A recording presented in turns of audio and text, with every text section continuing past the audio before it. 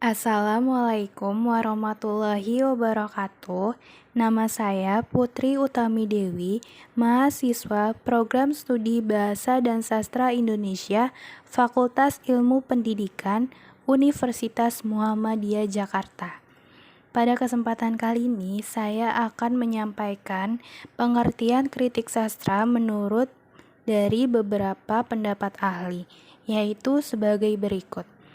Yang pertama ada menurut Habib.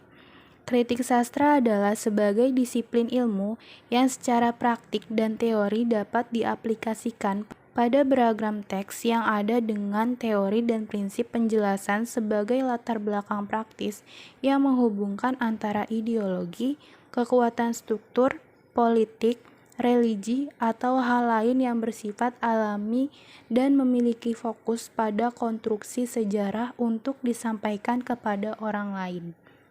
Yang kedua, menurut H.B. Jasin, kritik sastra adalah pertimbangan baik dan buruknya suatu hasil kesusastraan. Pertimbangan itu disertai dengan alasan mengenai isi dan bentuk karya sastra. Yang ketiga ada menurut Prihatmi.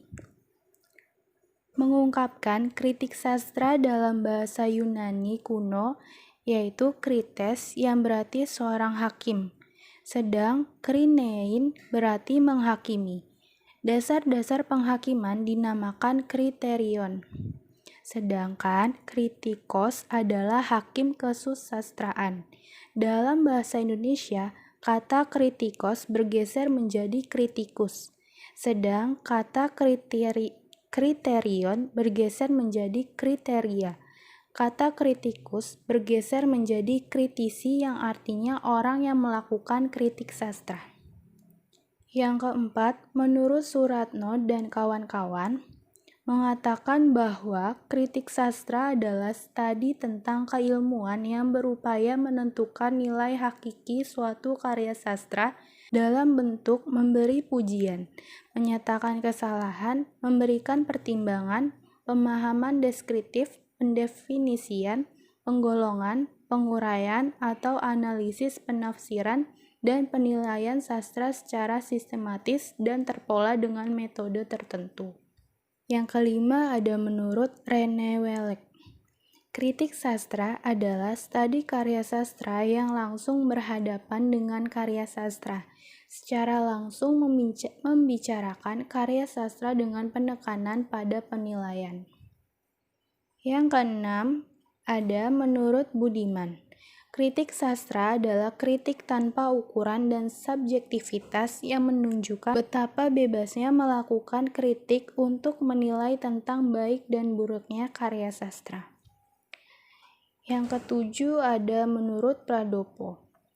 Mengatakan bahwa kritik sastra adalah ilmu sastra untuk menghakimi karya sastra, untuk memberikan penilaian dan memberikan keputusan bermutu atau tidak suatu karya sastra yang sedang dihadapi kritikus.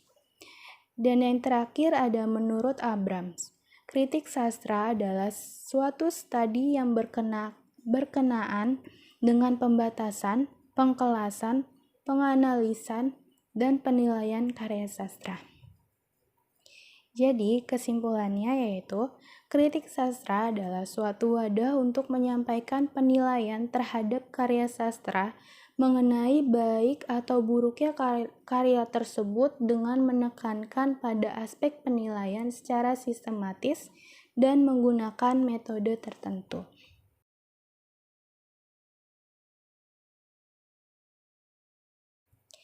Sekian yang dapat saya sampaikan, kurang lebihnya mohon maaf. Wassalamualaikum warahmatullahi wabarakatuh.